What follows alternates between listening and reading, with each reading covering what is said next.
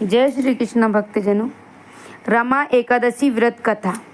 दीपावली के 4 दिन पूर्व पड़ने वाली कार्तिक मास के कृष्ण पक्ष की इस एकादशी को लक्ष्मी जी के नाम पर रमा एकादशी कहलाती है। इस दिन भगवान विष्णु के पूर्ण अवतार कृष्ण जी के केशव रूप की पूजा आराधना की जाती है।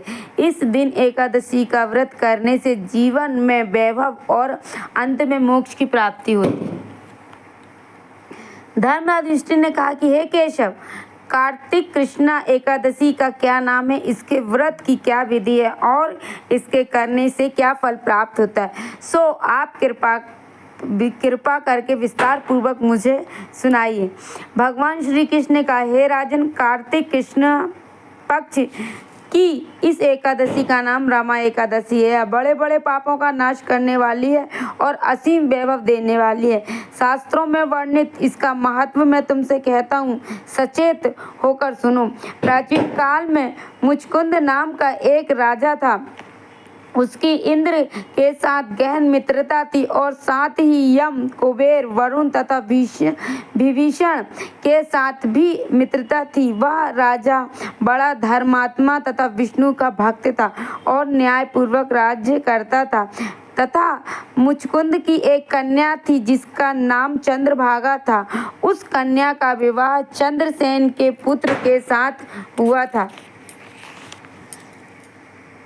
शोभन के साथ हुआ था। एक समय शोभन अपने ससुर मुचकुंद के घर आया था। उन्हीं दिनों जल्दी ही पुण्यदायिनी रमा एकादशी आने वाली थी। व्रत का दिन समीप आया तो चंद्रभागा को अत्यंत सोच उत्पन्न हुआ कि मेरे पति बहुत दुर्बल हैं और मेरे पिता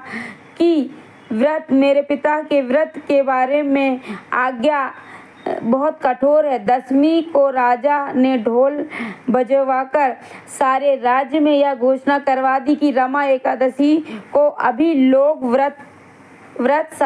व्रत करेंगे।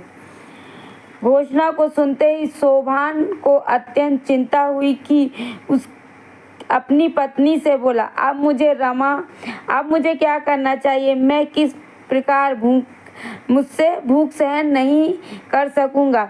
ऐसा उपाय बताओ कि जिससे मेरे प्राण बच सके, अन्यथा मेरे प्राण अवश्य चले जाएंगे। चंद्रभागा ने कहने लगी, हे स्वामी, मेरे पिता के राज में एकादशी में कोई भी भोजन नहीं करता। हाथी, घोड़ा, ऊंट, बिल्ली, गौ आदि भी तृष्णा और जल आदि ग्रहण नहीं कर सकते। फिर मनुष्य तो क्या कहना।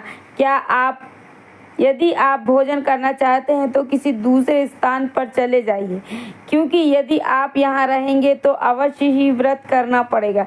ऐसा सुनकर शोभन कहने लगा कि हे प्रिय, तुम्हारे साथ मैं भी व्रत करूँगा।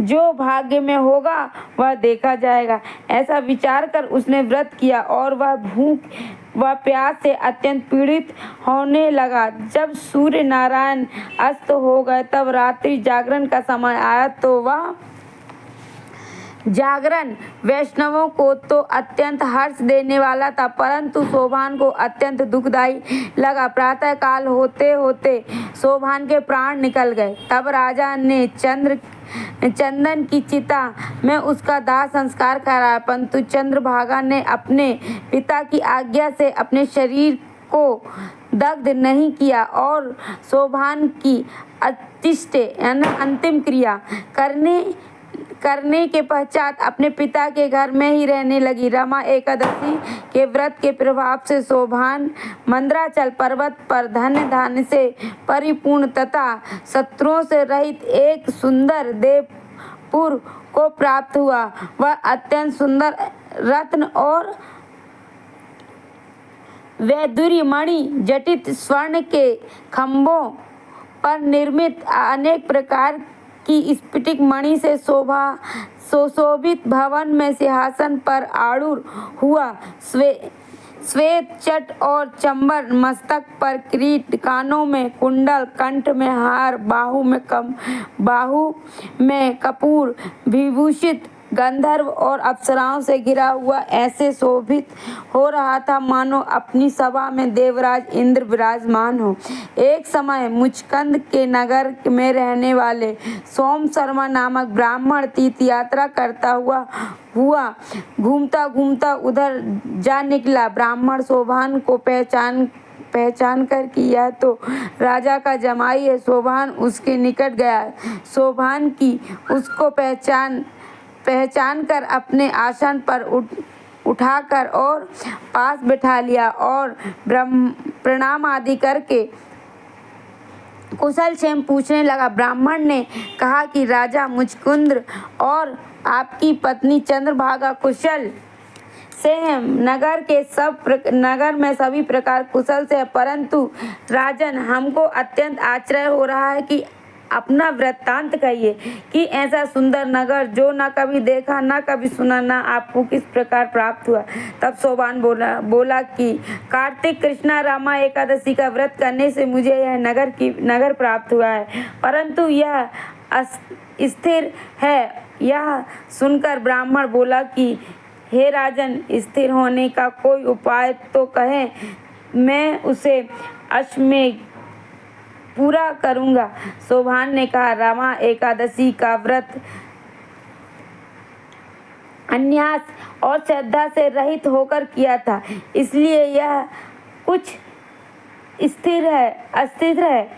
यदि आप मुचकुंद की कन्या चंद्रभागा को यह सब वृत्तांत कहें तो वह स्थिर हो सकता है। यह सुनकर ब्राह्मण सोम शर्मा ने अपने नगर में लौटकर चंद्रभागा से संपूर्ण वृत्तांत कहा।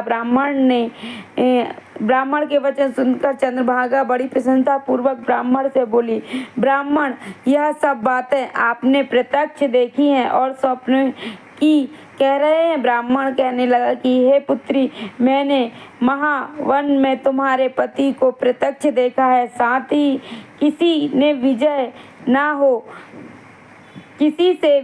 ना हो ऐसा देवताओं के नगर के समान उनका नगर भी देखा है। उन्होंने यह भी कहा है कि यह सब स्थिर नहीं है।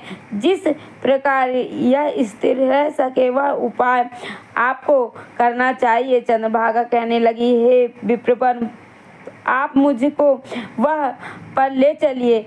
पतिदेव के दर्शन की मेरी तीव्र लालसा है। मैं अपने किए पुण्यों से उस नगर को स्थिर बना दूंगी। आप ऐसा उपाय कीजिए जिससे उसका और मेरा उनका मिलन हो। आपकी अति कृपा होगी और आपको पुण्य भी मिलेगा। सोम शर्मा चंद्रभागा के साथ लेकर मंदाचल पर्वत के समीप गए। वामदेव ऋषि के आश्रम में गया। वामदेव ऋषि ने उसकी बात सुनकर वेद मंत्रों से उज्ज्वल तिलक किया और चंद्रभागा का अभिषेक किया। तब ऋषि मंत्र के प्रभाव से एकादशी के व्रत से चंद्रभागा का शरीर दिव्य हो गया और वह अत्यंत प्रसन्नता के साथ अपने पति के निकट गई। अपनी प्रिय पत्नी को आते देखकर शोभान अत्यंत प्रसन्न हुआ और उसको बुलाकर अपनी बाईं तरफ बैठाया। तब चंद्रभागा ने कहा कि हे प्राणनाथ, आप मेरे सभी पुण्यों को ग्रहण कीजिए, जिससे अब आपका यह नगर और राज्य स्थिर हो जाए। जब मैं 8 वर्ष की थी तब से ही मैंने सभी एकादशियों के व्रत को पूर्ण श्रद्धा पूर्वक विधि विधान के साथ करती हुई आ रही हूँ। इस पुण्य के प्रताप से आपका यह नगर स्थिर हो जाएगा और समस्त कार्य पूर्ण होकर प्रलय के अंत तक रहेगा। इस प्रकार चंद्रभागा के दिव्य रूप धारण कर तथा दिव्य आभूषणों सहित और वस्त्रों से सुसज्जित होकर अपने पति के साथ रहने लगी। हे राजन, यह मैंने रमा एकादशी का महत्व कहा है। जो मनुष्य इस एकादशी का व्रत करते हैं उनका समस्त पाप नष्ट हो जाते हैं। कृष्ण पक्ष की एकादशी कृष्ण पक्ष की हो या शुक्ल पक्ष की, दोनों एकादशी समान है, इसमें कोई भेदभाव नहीं है। जो सभी मासों की एकादशियों के व्रत रखते हैं और उनके महत्व को पढ़ते अथवा सुनते हैं, वे समस्त पापों से छूटकर विष्णु लोक को प्राप्त होते हैं। बोलो श्री हरि नारायण विष्णु भगवान की जय, माता लक्ष्मी की जय, राधा रमन लाल की जय, बाल गोपाल कृष्ण की जय, शालिग्राम तुलसी मैया की जय।